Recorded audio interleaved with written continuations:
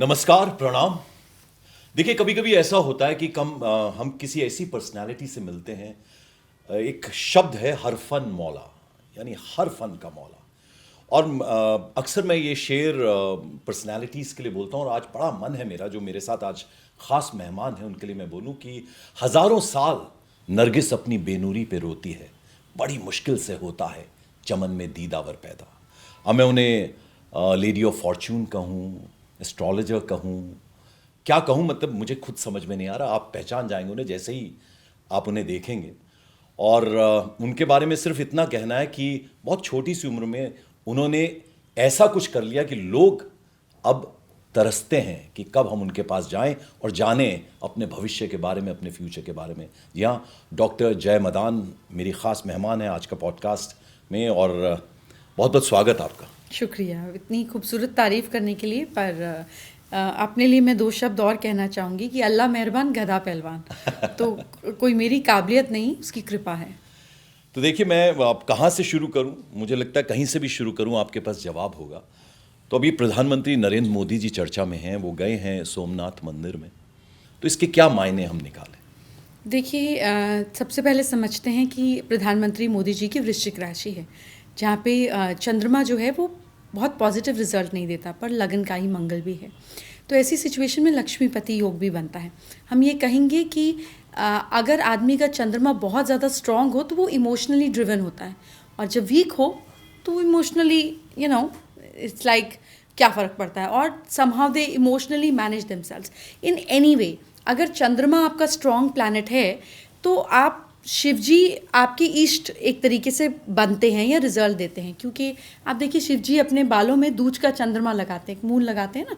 That is also completely balance of mind और little utility of mind in the more brainy way. इसको सरल भाषा में समझने की कोशिश करें। आपको ध्यान होगा इलेक्शन से पहले आप प्रधानमंत्री जी को केदारनाथ जी में गुफा में कभी ध्यान करते हुए देखेंगे। So it's also revitalising your faith. और ऐसा नहीं है कि उनका ये भरोसा आज का है या प्रधानमंत्री बनने का है। जब वो चीफ मिनिस्टर नहीं थे तब भी वो सोमनाथ मंदिर जाते थे, और अभी तक उस ट्रस्ट के अध्यक्ष हैं, सोमनाथ मंदिर के ट्रस्ट के अध्यक्ष हैं। सो this is a believe that comes from his heart. जब हम बड़े हो जाते हैं, अगर चार दोस्तों के साथ या सपोज़ किसी बड़े ब्यूरोक्रेट के साथ में या किसी बड़े कस्बे के साथ में आप मंदिर से किसी रोड से गुजर रहे हैं और आप एक मंदिर देखें, तो हमारी आदत है ना, हम देखकर यूँ कर देते हैं, या सब अपने अपने धर्म को हाथ जोड़ देते हैं अगर सामने से निकलते हैं। लेकिन जब कोई बहुत बड़ा होता है हमारे साथ में तो हमें शर्म आ जाती है, हम बस ऐसे कर लेते हैं कि भगवान तुम तो समझ रहे हो ना, तुम समझ रहे हो ना कि मैं नहीं कर सकता हूँ, इस समय सिचुएशन ऐसी है। बट वो ऐसा नहीं सोचते, वो उसको और शौर्य यात्रा बना देते हैं और स्वाभिमान की यात्रा बना देते हैं। So he actually what he believes in, he likes to display it and bring it all out. ये बड़ी रेयर क्वालिटी है और ये खूबसूरत क्वालिटी है। तो मुझे लगता है कि कहीं ना कहीं वो आशीर्वाद और उनका अपना फेथ भी उसमें रीडेवलप होता है। सो मुझे लगता है ये जो असमंजस हमारे और अमेरिका के बीच चल रही है, हम कैसे घिरे हुए हैं अपने ही नेबर्स एंड सो कॉल्ड शत्रुओं के साथ इस समय, और थोड़ा कहीं ना कहीं politically in a very not strong footing position we are. तो मुझे लगता है कि सिर्फ अपने लिए नहीं, कुछ देश के लिए भी करने गए। नहीं तो 108 घोड़ों का क्या मतलब, वो तो वैसे ही जाते हैं मंदिर, चले जाते। पर इतना सब शौर्य, 108 घोड़े, ये बहुत सारे प्लैनेट्स और नक्षत्रों को एक्टिवेट करने की तरफ इशारा है। जय जी, देखिए, अब चूंकि प्रधानमंत्री का जिक्र हो रहा है तो आपसे समझना चाहूँगा, मुझे लगता है आपसे बेहतर कौन समझाएगा हमें। आप ज़रा ये बताइए कि भव्य राम मंदिर बनकर तैयार हुआ, काशी विश्वनाथ कॉरिडोर तैयार हुआ, कृष्ण भगवान वहाँ पर भी, मथुरा में भी कुछ होने वाला है, महाकाल का वो कॉरिडोर तैयार हुआ, और सबसे पहले आपने केदारनाथ का जिक्र किया, वो जो पुनर्निर्माण वहाँ का हुआ उस त्रासदी के बाद। ये सब कुछ मोदी जी के रहते हुए पॉसिबल हो पाया है। तो ये ज़रा समझना चाहेंगे, ये स्टार्स ऐसे कैसे बने कि ये सब कुछ संभव हो पाया? देखिए, बहुत सारे जब जब जो प्रधानमंत्री आते हैं उनके तरीके से चीज़ें काम करती हैं। Because to lead a nation you need a leader. अपने आप तो देश में खड़े होकर कोई फैसले नहीं होते, कोई तो लेता है, कोई उसका फ्रंट फेस बनता है। तो आप मनमोहन सिंह जी के एरा में देखेंगे, it was more about financially the stability और instability, will not get in to that argument, but everything was more about finance. It was about different scams, it was about different establishments, re-establishments, उस तरीके का। लेकिन मोदी जी क्योंकि इनके जो ninth house planet है, ninth house planet is a house of dharma, it's also house of spirituality and also house of luck. ये इनकी लगन में बैठ गया, यानी कि मैं और मेरा धर्म एक ही है।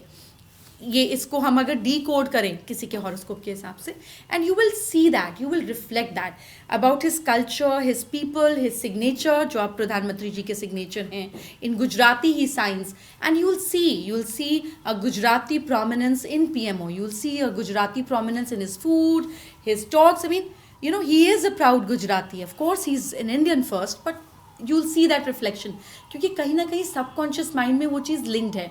सिमिलरली अपने कल्चर, अपने देश, नेशन, परिधान, खाना पीना, पुतिन जी भी आए यहाँ पर तो उन्हें इंडियन खाना और वेजिटेरियन खाना ही खिलाया गया कि आप बूची पुलाव खाओ, अब आपको मालूम पड़ेगी क्या होता है। So this is something where he likes to reestablish and say this is what we do, this is what we like and this is what you have to also do. So you have this subtle and a pleasant way of saying कि ये होगा। आप सारे लोग कैसे सोमनाथ जा सकते हैं, नहीं जा सकते हैं ना, लेकिन सारे लोग टेलीविजन और थैंकफुली सारे मीडियम से शायद ही किसी को नहीं पता हो, जो थोड़ा बहुत भी न्यूज़ देखता हो, कि कुछ ऐसा हुआ है सोमनाथ मंदिर में। That's him, he likes to play it larger than life. अब देखिए, यहाँ एक सवाल आखिर में प्रधानमंत्री के बारे में करूँगा, सिग्नेचर्स की बात भी बाद में करेंगे, लेकिन मैं सोचूं कि मैं अपने अलावा, अपने परिवार के अलावा, हो सकता है 1, 2, 3 लोगों के बारे में सोचूं। हमेशा जब भी किसी रिलीजियस जगह पे वो जाते हैं तो हमेशा ये बात कहते हैं कि मैं 140 करोड़ भारतवासी मेरा परिवार है। ये जो सोच है, ये कहाँ से आपको लगता है आती है उनके मन में? हमेशा वो ये बात कहते हैं, किसी रिलीजियस प्लेस में जाए या कहीं भी जाए। देखिए, कोई लीडर ही तब बनता है जब वो लोगों के ऊपर वो इम्पैक्ट डाल सके। आप देखिए, हम आम जब लोग देखते हैं तो वो 2 या 3 तरह के लोगों के आगे पीछे दौड़ते हैं। आप एक भीड़ देखेंगे किसी एक्टर के पीछे होती है, आप भीड़ देखेंगे किसी पॉलिटिशियन के पीछे होती है, या कोई बहुत बड़ा बिजनेसमैन होगा तो उसके पीछे भी 4-10 लोग पीछे पीछे चलते रहेंगे ना, कुछ खास ऐसे फ्रेंड्स होता है इस तरीके से। पर हम सोचते नहीं हैं कि ऐसा क्यों होता है। आपको क्या मिल जाता है उस एक्टर के साथ फ़ोटो खिंचाकर, सोशल मीडिया पे डालकर? What do you get out of it? Nothing. What is it adding in your life? आपको जवाब नहीं मिलता। इसके पीछे जवाब ये कि एक एक्टर में काबिलियत होती है आपकी मनोस्थिति बदलने के लिए। आप पिक्चर देखने जाते हैं, आपको पता है कोई मरा नहीं है, आपको पता है कोई युद्ध नहीं है, आपको पता है घर पे बैठ के वो बियर पी रहा होगा, लेकिन आप देखते हैं और रोते हैं। आप किसी भी मूड से जाएं, अगर आप देख रहे हैं और वो अच्छे एक्टर हैं तो आप वो ही करेंगे जो वो चाहते हैं। अब so they can have a control over you, वो आपकी मनोस्थिति बदल सकते हैं। एक अच्छा पॉलिटिकल लीडर आपकी परिस्थिति बदल सकता है। आप कोई रिक्वेस्ट लेके जाएंगे, सर मेरी रोड टूटी हुई है, वो अच्छा आदमी होगा कि अच्छा ठीक है हम 1 महीने बाद आपका रोड बना देंगे। So your situation can change by his decision. लेकिन एक अच्छा लीडर आपकी मनोस्थिति और परिस्थिति दोनों बदलता है। And when you are a leader तो आप में एक क्वालिटी होनी चाहिए कि लीडर लैडर की तरह होता है, जो लोगों को ऊपर चढ़ने में भी मदद करे और अगर नीचे भी पटकना हो तो आराम से उतारे, नीचे उठा के नहीं फेंके। इसीलिए आप देखेंगे प्रधानमंत्री मोदी जी के लिए भी, सपोज केजरीवाल जी कुछ बोल रहे हैं, एक्स कुछ बोल रहा है, वाई कुछ बोल रहा है, he doesn't like answering back. May be after 3 months वो कोई पुरानी बात उठाकर उसका जवाब दे देंगे या कभी नहीं भी देंगे। सो दैट मेच्योरिटी कम्स जब आपके कंधों में वो रिस्पॉन्सिबिलिटी लेने की क्षमता होती है। और अगर उनका देश के लिए वैसा विचार ही नहीं है तो इतनी जैसे उन्होंने प्रोग्रेसिव ग्रोथ करी, it's not natural, it can not happen without grace. आप 25 से 26 साल किसकी कॉन्टिन्यूस प्रोग्रेसिव ग्रोथ देखते हैं, and we are saying progressive, it's not neutral.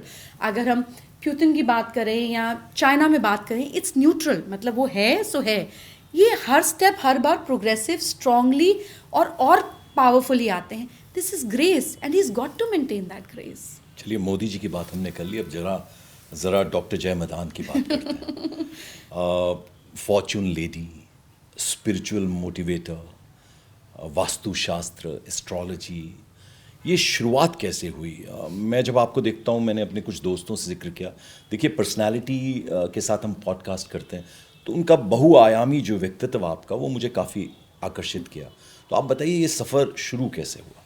ये सफ़र बचपन से शुरू हुआ। 8 साल की थी तो मुझे पूर्वाभास होते थे, मैं चीज़ों को देख पाती थी, छू के बोल पाती थी। अब भी ऐसे ही करती हूँ, हाथ छूती हूँ और काफ़ी चीज़ें ईश्वर करवा देते हैं। जैसे मैंने कहा, अल्लाह मेहरबान गधा पहलवान। सिर्फ एक ही इसमें मेरा रोल रहा कि मैं खाली रही, आज तक खाली हूँ।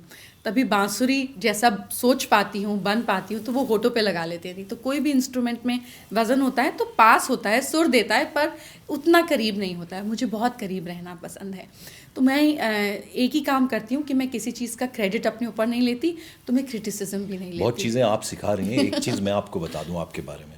देखिए, एक शेर है फारसी में, नेहद शाख पुर मेवा सरबर ज़मी। जो फलदार पेड़ होता है वो ना अपने फल खाता, ना अपनी छाँव खुद लेता है, झुका हुआ रहता है, उसकी खासियत है। तो यही चीज़ आपको आगे लेकर जाती है। तो बहुत अच्छी बात है अगर आप अपने बारे में ऐसा सोचती हैं, और ये बहुत मुझे लगता है कि ऐसी सोच होनी भी चाहिए। नहीं, ये सोच नहीं है, ये मेरी प्रोग्रामिंग हो गई है। सोच तो कभी बदलती रहती है, ऊपर नीचे होती रहती है, पॉजिटिव नेगेटिव होती रहती है, ऐसा नहीं है। मैंने ह्यूमन माइंड को बहुत क्लोजली स्टडी किया और मेरा ये फेवरेट सब्जेक्ट है, whether it's by astrology, vastu. I like decoding things, people, sciences, secrets. मुझे इसमें मज़ा आता है, मुझे और गहराई में जाना अच्छा लगता है। तो मैंने रियलाइज़ किया कि हमारे सिस्टम में, हमारे कल्चर में ये रिचुअल क्यों है। मतलब क्या सेंस बनती है पीपल को जल दो, मतलब what are we getting out of it. क्या सेंस बनती है दिया रोज़ जलाओ। तो इन सब के पीछे जो साइंटिफिक रीज़न है उसको छोड़ देते हैं। बट एक जड़ बुद्धि, मतलब जब आपका ब्रेन बहुत ज़्यादा शार्प नहीं हो, it takes 40 days for a brain, average brain to be reprogram. और बहुत शार्प हो तो 21 दिन। इसीलिए सब धर्मों में 40 दिन, कहीं रोज़ा, कहीं चलिया, आप 40 डेज का एक पैटर्न देखते हैं to reprogram your brain, to rewire everything around it. तो जब किसी चीज़ को हम बार बार दोहराते हैं, जैसे कबीर जी भी कहते हैं, निशान पड़ जाता है। ठीक इसी तरीके से जब हम किसी भी सोच को रिचुअल में क्रिएट कर देते हैं तो आपकी सच्चाई बन जाती है। अब वो आपके कंट्रोल में नहीं है, अब वो आपको कंट्रोल कर रही है। तो जब कोई एक्चुअली मेरी तारीफ़ करता है, जैसे अब आप एक शेर पढ़ें, दो पढ़ें, दो चार और कर दें, तो मैं इमीडिएटली बाय डिफ़ॉल्ट मेरा ब्रेन इसको एक एनवलप में डालेगा, आपकी बात को, और ऊपर भेज देगा। अब कभी कभी, वैसे तो बहुत कम होता है कि कोई मेरे मुंह पर मेरे लिए ख़राब बात बोल दे, पर ज़िंदगी और कुछ ना कुछ चलता ही रहता है, प्लस माइनस।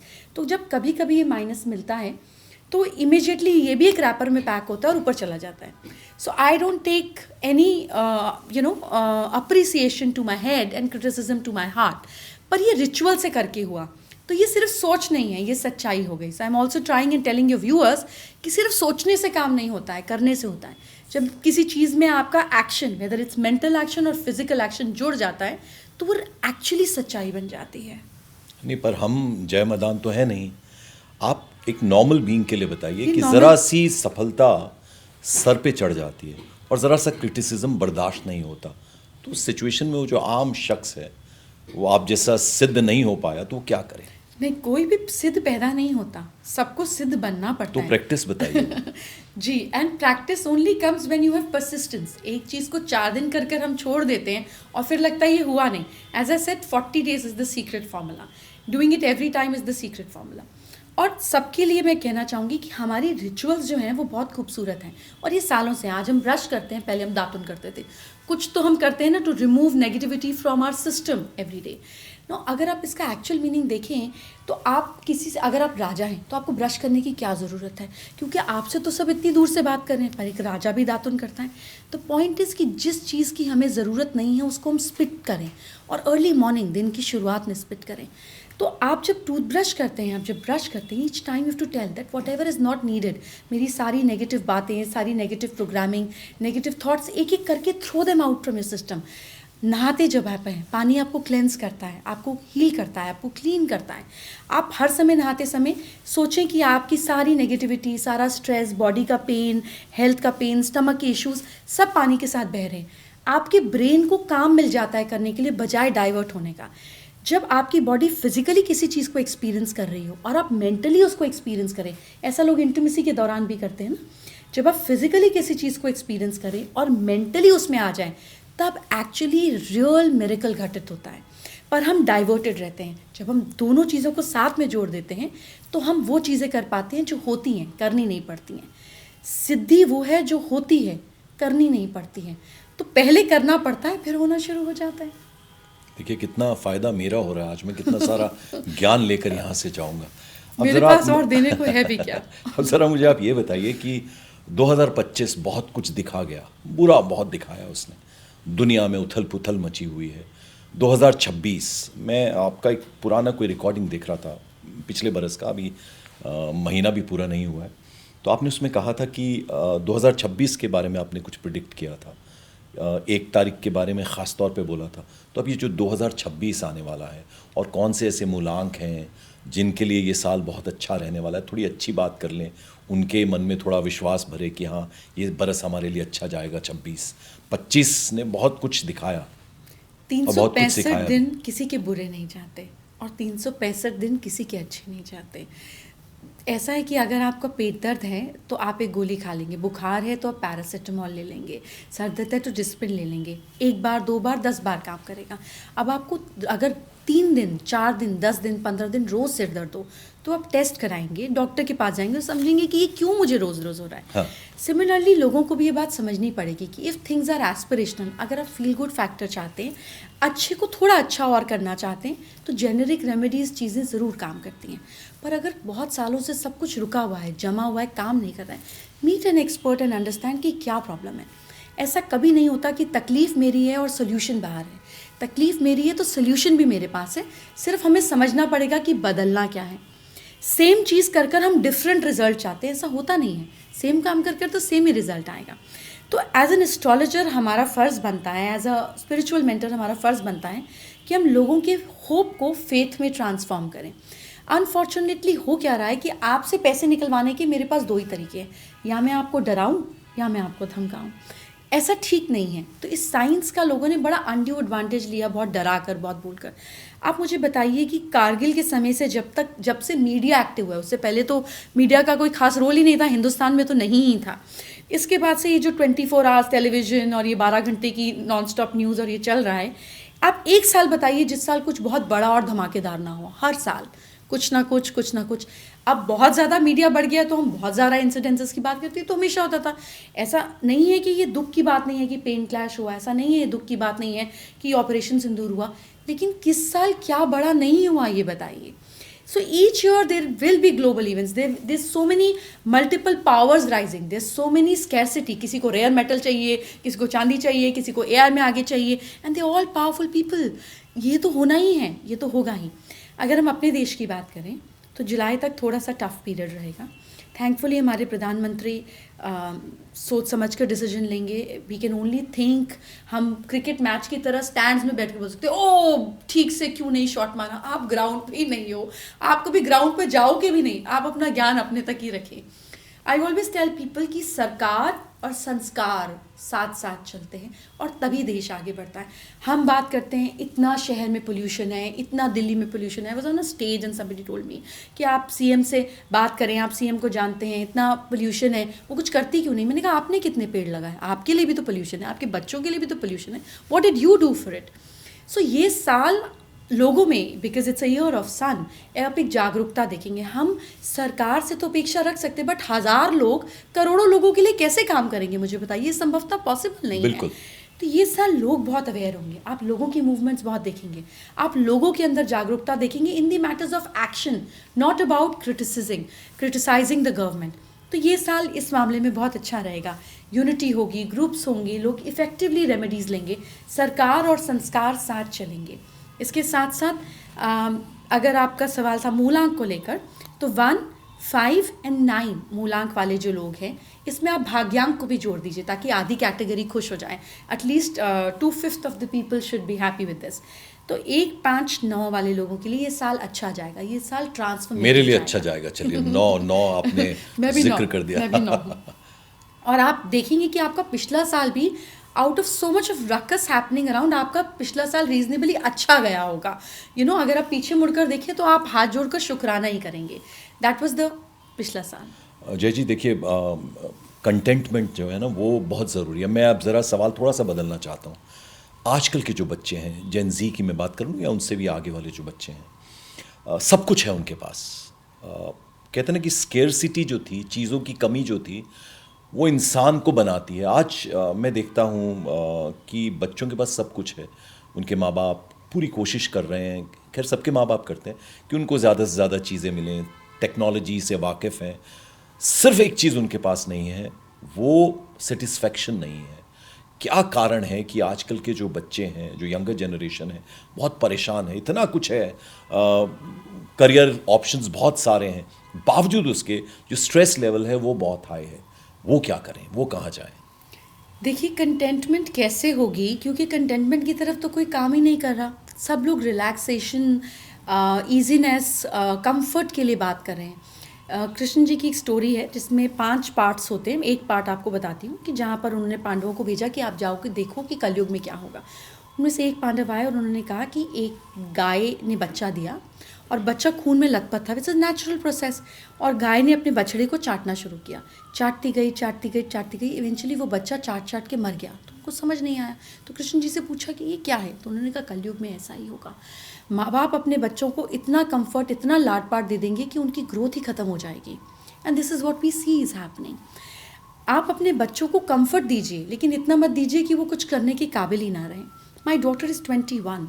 जब वो 8th स्टैंडर्ड में थी और उसको एक बाइट पेस्ट्री खाकर बचा देने की आदत थी इस तरीके से, I am pro utilisation, I am pro enjoyment, but I am against wastage. मेरा बस चले तो मैं अपने घर में नींबू के जो बीज होते हैं ना, वो भी इकट्ठे करके पार्क में डलवा, और मैं डलवाती भी हूँ। And it's incentivise process in my kitchen की अगर आप वेस्टेज नहीं करते हो, छिलके का भी कोई सामान बना देते हो तो they get extra perks each month. This is my philosophy.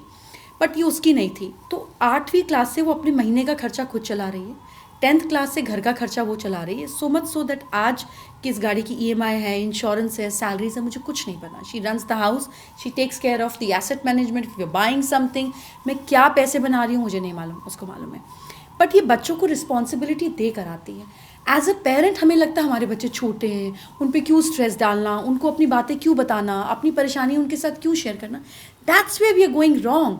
हम अपने पेरेंट्स से इसलिए अटैच्ड हैं क्योंकि हमने उनकी जद्दोजहद देखी।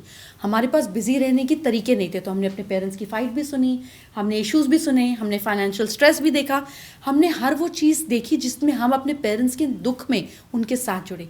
इसीलिए हम आज भी उनके साथ जुड़े रहते हैं। हमारे बच्चों ने ऐसा नहीं किया। और अगर आपके बच्चे आपके दुख में आपके साथ नहीं हैं, ट्रस्ट मी वो आपके सुख में भी आपके साथ नहीं रहेंगे। We are responsible, not them. अगर आपका बच्चा सुबह उठ के शुक्राना नहीं करता है, अगर आपका बच्चा आपके साथ वो 5 चीज़ें सुबह उठ के नहीं बोलता है जिसके लिए उसको थैंकफुल होना चाहिए, not stupid things, thank you God for the food we eat, not that parrot thing, 5 नई चीज़ें रोज़ जिसके लिए वो थैंकफुल हो, तो उसके अंदर आप ठीक बीज नहीं बो रहे हैं। फिर आप सोचते मैंने एप्पल का पेड़ नहीं लगाया, अब मैं नीचे खड़ा हूँ, सर्दी का मौसम है, सेब गिरना चाहिए। ऐसा नहीं होता। जो आप बीज बो रहे हैं वही उगेगा। आप सिखा क्या रहे हैं, और बच्चे आपसे सीखते हैं, आपकी बातों से नहीं सीखते हैं। आप जो करेंगे आपके बच्चे वही होंगे। आप खुद तो सोशल मीडिया पे लगे रहते हैं, डिनर टेबल पे चैट कर रहे होते हैं और सोचते हैं आपके बच्चे फ़ोन छोड़ें। क्यों होगा ऐसा? We are responsible, not them. पर आपने एक बहुत अच्छी बात बोली अभी थोड़ी देर पहले। आपने कहा कि अवेयरनेस हमारे अंदर जगेगी इस बरस। वो सेंस कहाँ से आ रहा है आपको? वो भी क्या कुछ गणित है, कुछ मैथमेटिक्स है? आपने कहा कि बच्चे खुद अवेयर होंगे, पेरेंट्स को भी लगेगा कि हाँ। So the transformation happens since last year. 9 number का जो साल होता है ना, ये एक पुराने ऑर्डर को ख़त्म करता है, फिर 9 के बाद 10 आता है। That means it's the time of multiplication. अब ग्रोथ होगी। तो आप देखिए पिछले साल से ही आपको दिखेगा कि हमारे यहाँ पे कॉन्सर्ट्स बहुत हुए हैं ना, कभी कोई इंटरनेशनल आ रहा है, कभी कोल्ड प्ले हो रहा है, कभी कुछ हो रहा है। Simultaneously आप देखिए this one group of people with the spirituality has become so high. Forget about spirituality. Astrology as we are talking is a $20 billion industry हमारे बात करते करते ही। So this is the old and the natural way of counseling we had. हमारे यहाँ पे तो psychiatrist नहीं थे, कोई दिमाग के डॉक्टर नहीं थे। तो क्या तरीका था लोगों का अपने दिल की बात कहकर एक न्यूट्रल पर्सपेक्टिव लेने का? Astrology, palmistry were the ways. It's again back, we are back in motion again. And मेरे हिसाब से ये अच्छा है, क्योंकि आप कम पैसे में दवाइयाँ तो नहीं ले रहे हैं, कम से कम आप पेड़ पौधों को पानी दे रहे हैं, आप गंगा को साफ रख रहे हैं, आप नदी को पोल्यूट नहीं कर रहे हैं, आप लोगों को दान पुण्य कर रहे हैं। और जब आप साइकाइट्रिस्ट के पास जाते हैं, वही same guidance with lesser rituals, all you do is popping pills and sleep all through the day. So isn't this beautiful? इतने सारे कॉन्सर्ट्स हो रहे हैं जिसमें यूथ डांस कर रहे हैं, कृष्णा भजन के ऊपर जैमिंग हो रही है, आरतीज के ऊपर हो रही है। See this is new age, this is new era we are seeing. ये पिछले साल शुरू हुआ, इस साल आपको और ज़्यादा दिखेगा। So this is establishment of new discipline as we are talking about. बच्चों को तो नाचना ही है, फिर भगवान की धुन पे क्यों नहीं, फिर राम की धुन पे क्यों नहीं, फिर कृष्ण की धुन पे क्यों नहीं? कम से कम वो म्यूज़िक आपके ब्रेन को पॉजिटिव प्रोग्रामिंग तो दे रहा है। मैं फिक्र को धुएं में उड़ाता चला गया, अरे तो धुआं तो सोच रहे हो भाई, इवेंचुअली पियोगे। This is a new programming that is happening and slowly subtly आपको ये बहुत अवेयरनेस दिखेगा. पेड़ ज़्यादा लगाएंगे, people will be more careful about art, people will be more careful about cleanliness. इस साल पिछले साल से कई गुना ज़्यादा डोनेशंस आपको दिखाई देंगी, लोग और बाहर निकल कर काम करेंगे. This is all that we are going to see and this is our little efforts. आपका बायां हाथ हिलता हुआ मैं सबसे ज़्यादा देख रहा हूँ. उसमें काले रंग का धागा मुझे नज़र आ रहा है. ये कोई अनोखी बात नहीं, लेकिन उसमें ये जो स्टोन्स मुझे नज़र आ रहे हैं, ये इसका कुछ मायने बता दीजिए. हम भी कुछ ऐसा कोशिश कर लेंगे. ये किस लिए? सो एस्ट्रोलॉजी में हम स्टोन्स को बहुत ज़्यादा महत्व देते हैं, पर मुझे I am aesthetically a very strong person. मेरे लिए जब तक कोई चीज़ खूबसूरत नहीं है उसका आधा मायना वहीं ख़त्म हो जाता है. I can't do anything which doesn't look perfect and appealing to me. तो हम स्टोन्स पहनते हैं. I am a diamond fan. मुझे हीरे पहनना पसंद है. Like every other girl, diamond is are the best friends, ऐसा कहा जाता है. और वो इसलिए कहावत बनी क्योंकि उस ज़माने में लोगों को बड़ी जल्दी वॉर की सिचुएशन हो जाती थी, लोगों पे अटैक हो जाते, तो भागना बड़ी जल्दी पड़ता था.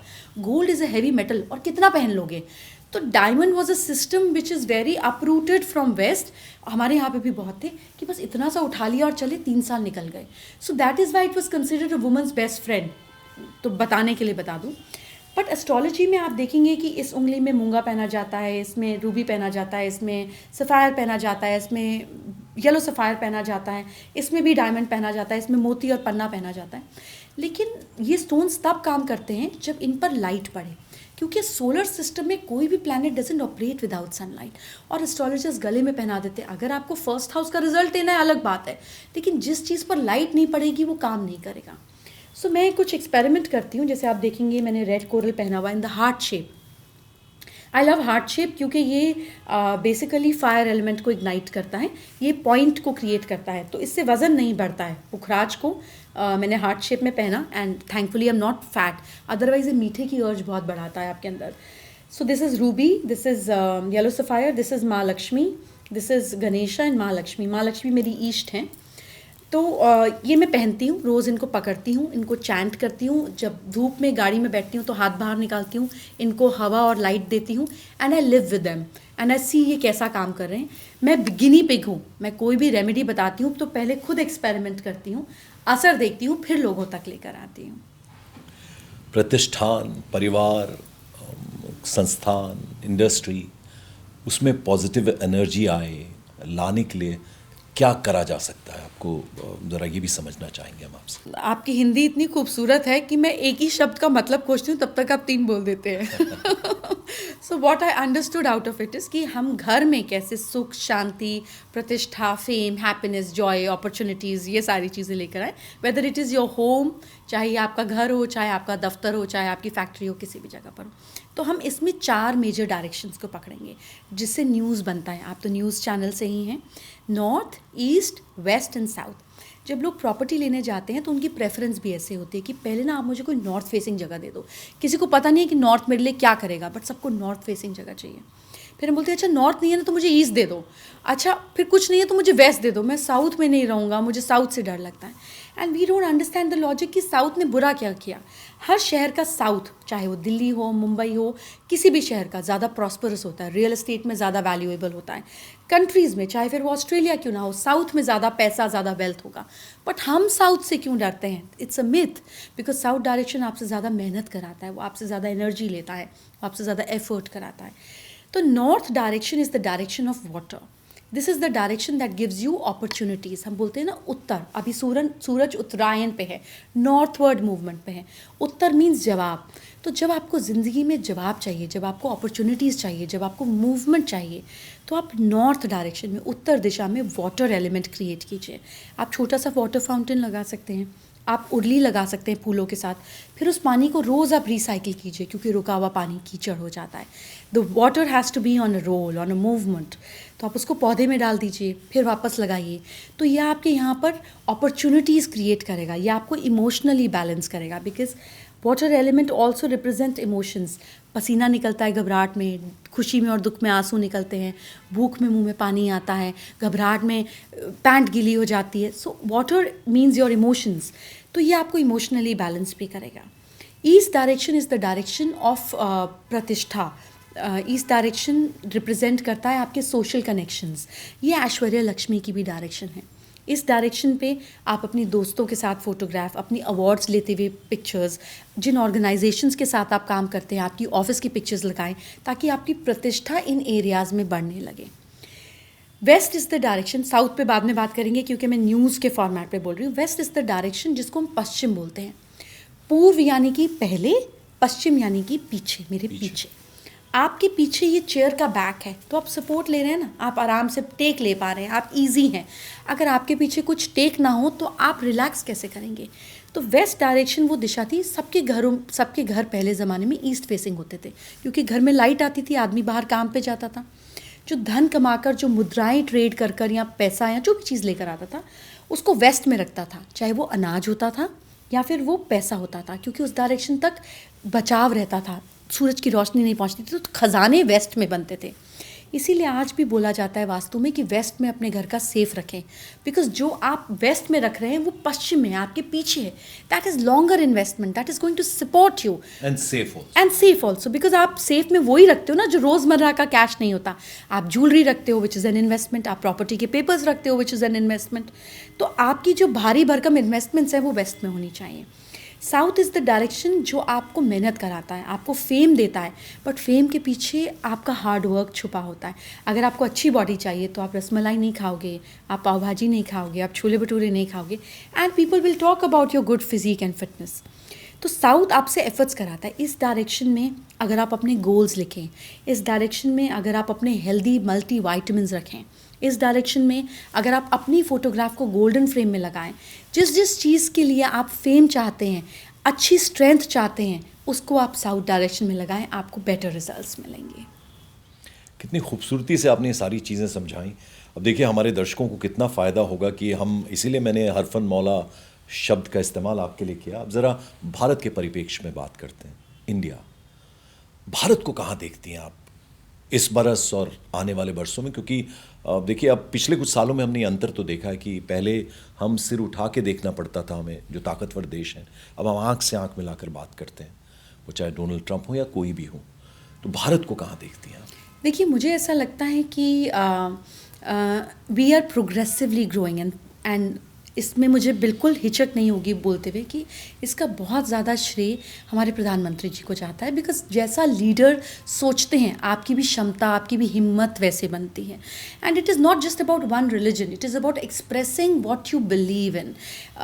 ऐसा मैं नहीं कहूँगी कि बाकी कम्युनिटीज़ या बाकी रिलीजन अपने आप को एक्सप्रेस नहीं करते। आई थिंक सबको इक्वल राइट और फ्रीडम के साथ में एक्सप्रेस करने का मौका दिया जा रहा है, is what I personally see. फिर चाहे उनका गोल्डन टेम्पल जाना क्यों ना हो। So if you see in a very right perspective, Jainism हो, बुद्धिज़्म हो, it has been all over everywhere. तो मुझे ऐसा लगता है कि जो हमारी सेक्युलर छवि थी वो कहीं ना कहीं डैमेज नहीं हो रही है, क्योंकि इसको हिंदुस्तान कहा गया, ये हिंदुओं का राष्ट्र कहा गया। और उसको रिलीजन के परे भी अगर हम देखें so there are so many beautiful things we have, beat yoga, beat Ayurveda, ये सारी चीज़ें भी बढ़ रही हैं और बढ़नी चाहिए भी। We are re establishing is our self as the spiritual capital of the world. हमने देश को योग दिया, हमने देश को स्पिरिचुअल साइंसेस दी। Counselling is our strength, not theirs. मतलब वहाँ पे तो पीस की बात ही नहीं हुई कभी। This is us, this is all about us. और महाकुंभ ने ये एस्टैब्लिश किया, ये चीज़ें बाहर निकल कर आई that we are capable of handling peacefully the largest spiritual gathering in the world and so beautifully. तो ये तो हम कर रहे हैं, ये तो हम एस्टैब्लिश हो रहे हैं। बाय द वे, एज हम बात करें 2026 beginning has been one of the biggest spiritual tourism attraction that we have got। यानी कि मंदिरों ने कहा भैया आप मत आएं, हमारे पास जगह नहीं है आपको इनकॉर्पोरेट करने के लिए। Isn't this so beautiful कि वो नए साल की शुरुआत जो हम पब में, थाईलैंड में, दुबई में और बाकी जगहें जाकर करते थे, अब यूथ वो मंदिर जाकर कर रहा है, फिर चाहे वो आपका बच्चा हो या मेरा बच्चा। Don't we want people to have more faith in whatever religion they believe in? I don't care about it.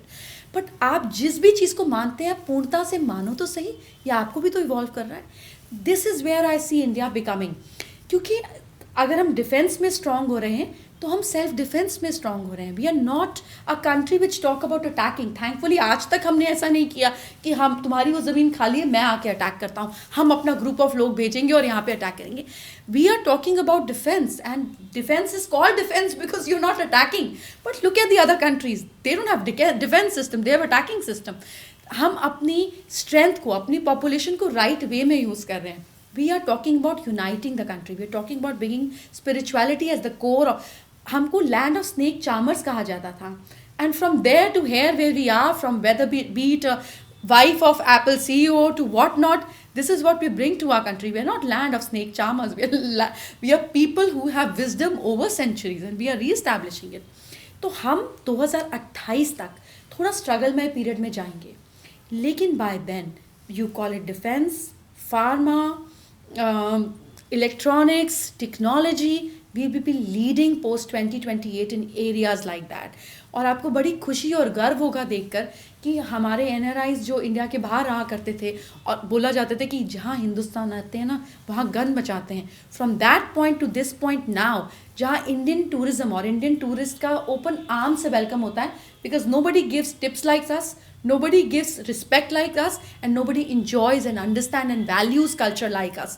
This is what we bring in. और ये आप 2028 के बाद blooming phase में देखेंगे.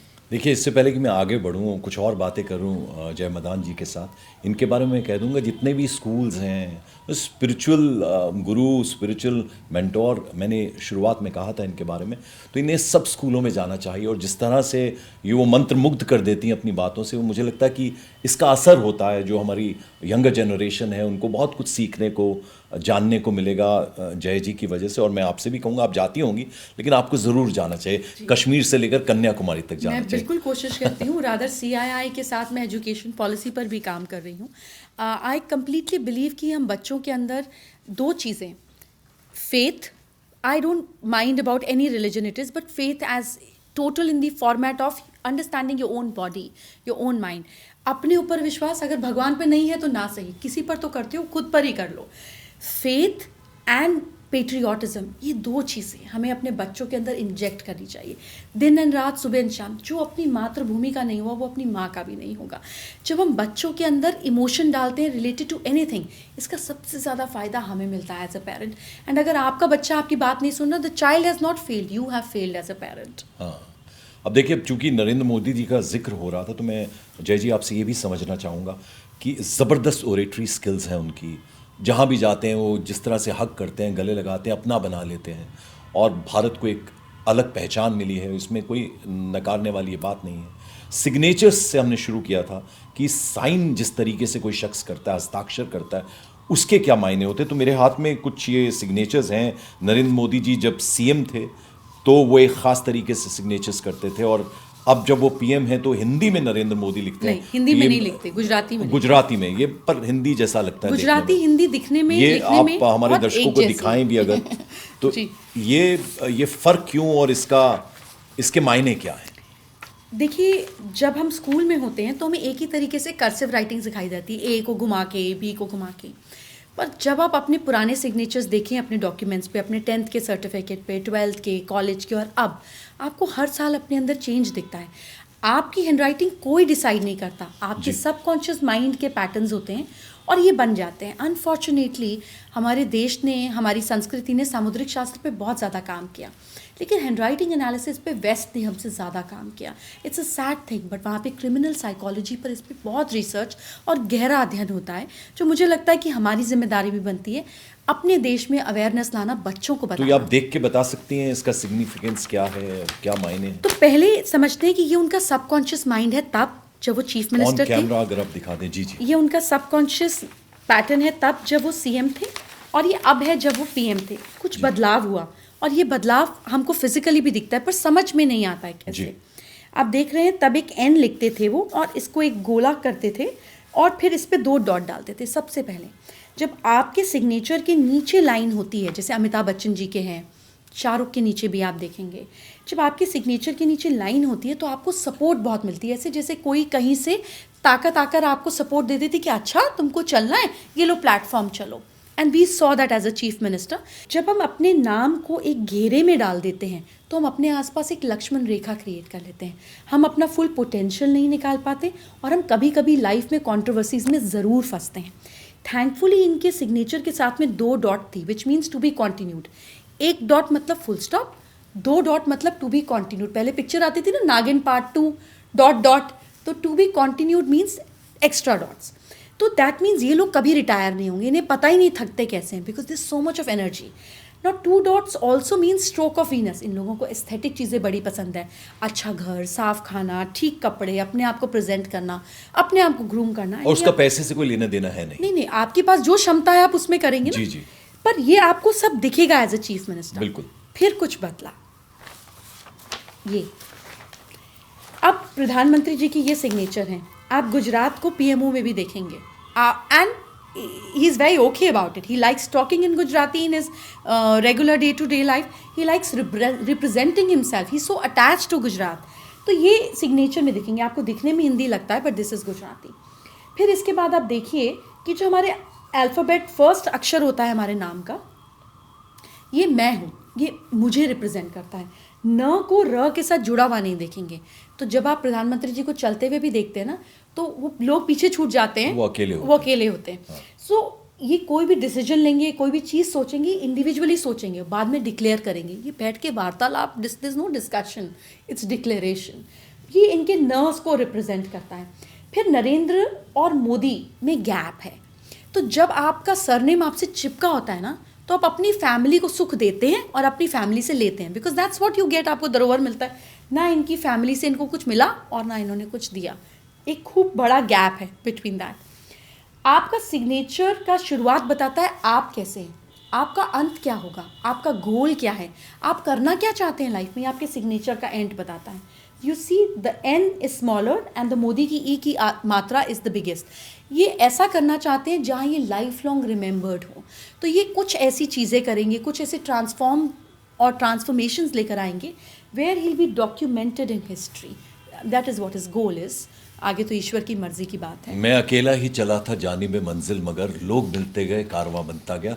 वो मोदी जी के बारे में एक और पावर लेडी हैं ममता बनर्जी, जरा इनके बारे में आप बताएं कि इनकी शख्सियत को कैसे दिखाते हैं इनके सिग्नेचर्स।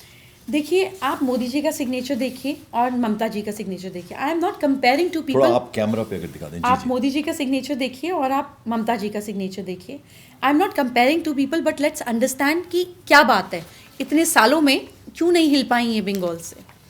जब सिग्नेचर में लूप्स आ जाते हैं ना, आप लोगों को साथ जोड़ के चलते हैं। मतलब पहले की हैंड राइटिंग बनी कैसे, ये टूल्स के ज़रिए हैंड राइटिंग बनी, क्योंकि लिखने का ज़रिया वो टूल्स। तो एक आप देखेंगे गणेश जी के पेट पे एक रस्सी जैसी होती है, उसको पाश बोलते हैं। वो एक टूल होता है जो आपके घुमाया, आपकी गर्दन पे डाला और आपको खींच लिया। It's a pulling tool, right.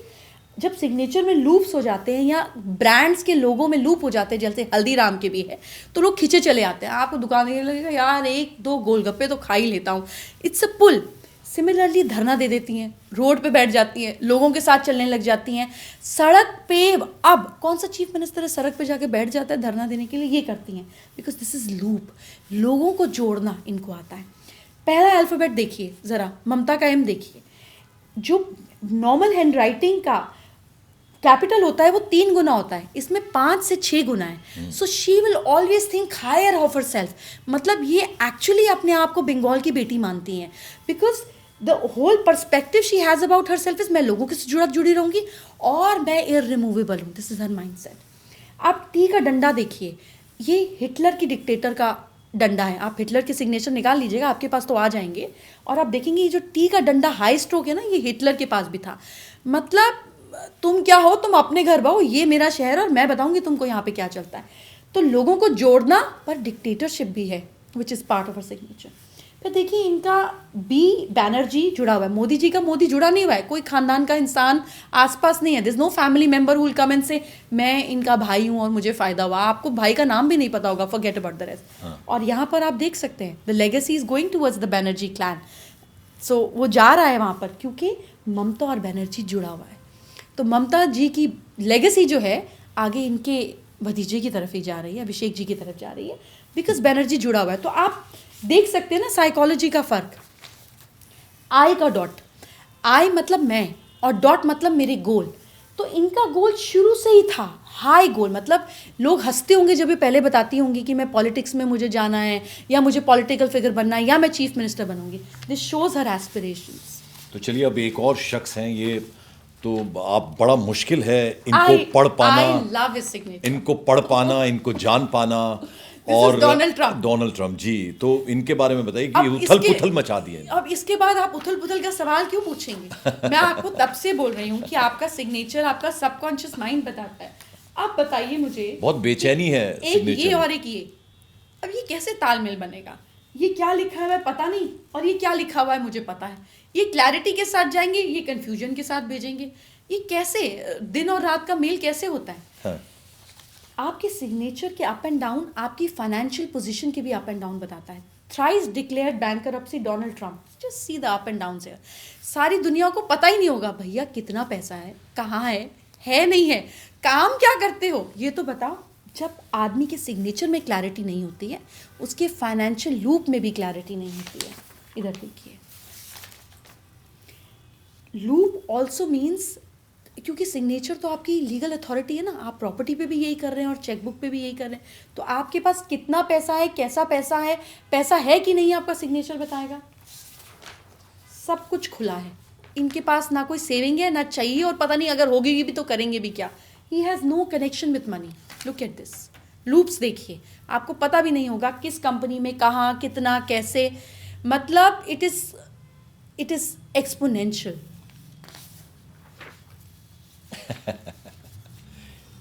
So he's a man nobody can understand. तो चलिए इससे पहले कि मैं आगे बढ़ूं, एक आखिरी सिग्नेचर और है।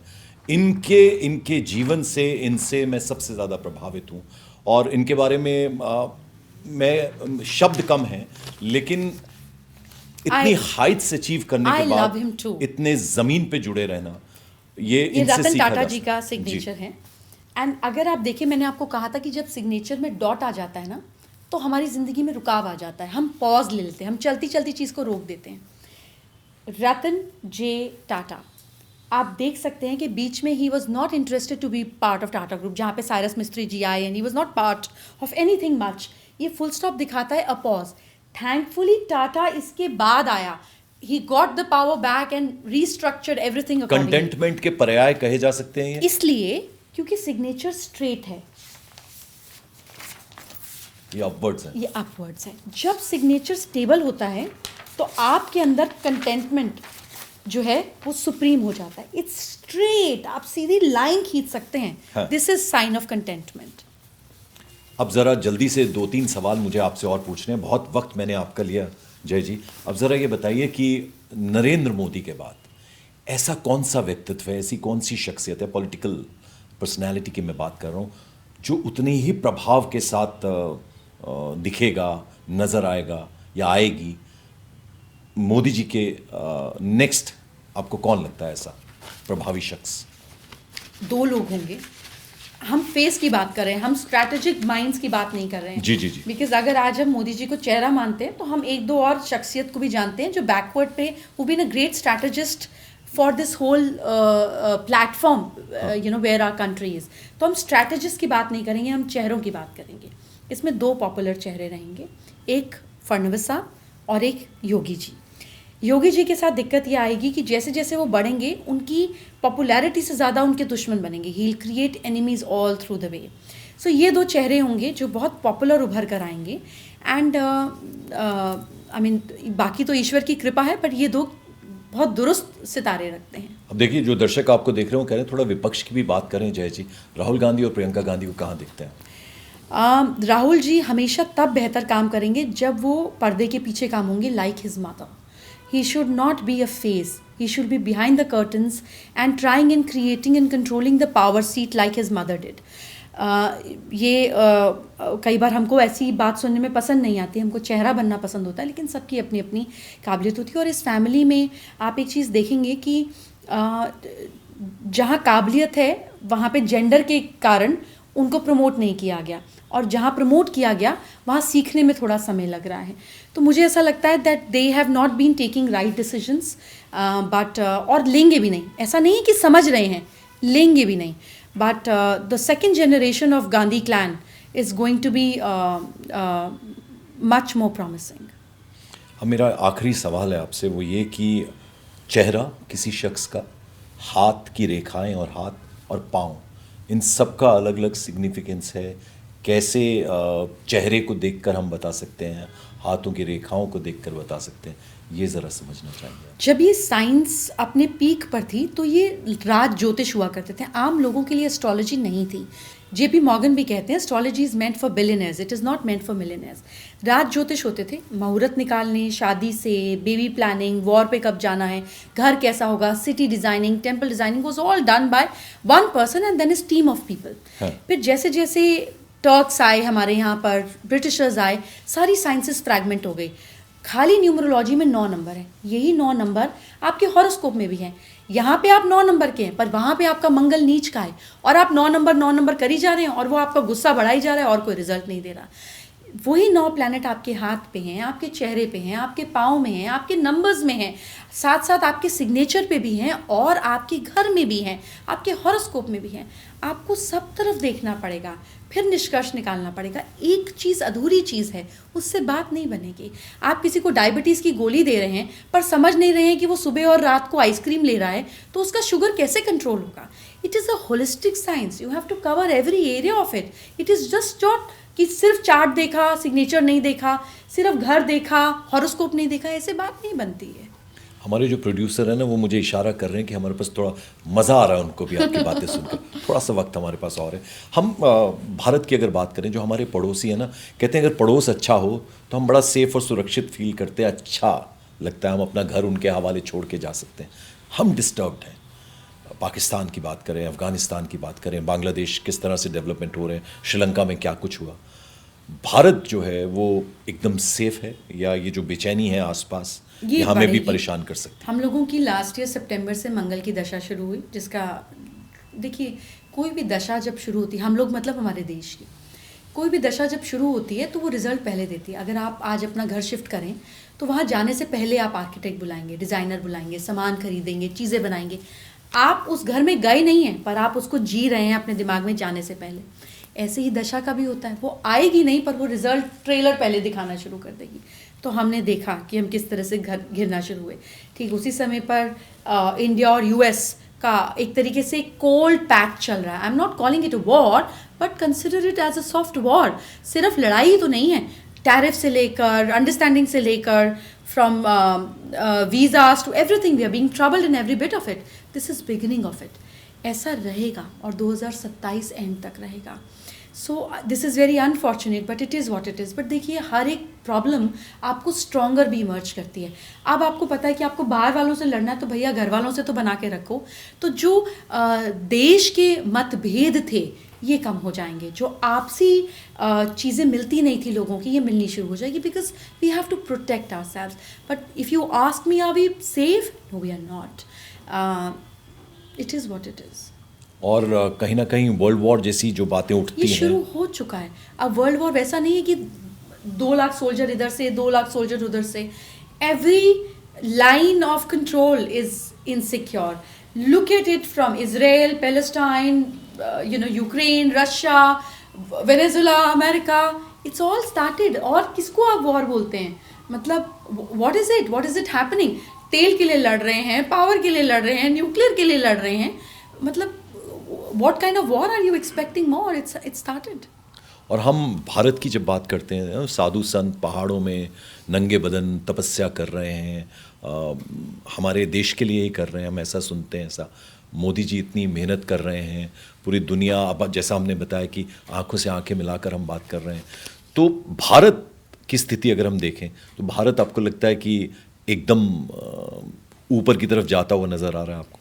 देखिए, हमारी शेयर मार्केट का ग्रो होना, of course they are little turbulences, ये रहेंगी भी जून तक, बट ओवरऑल अगर आप देखें, it shows that we are ready to trust our own companies. We are self consuming economy.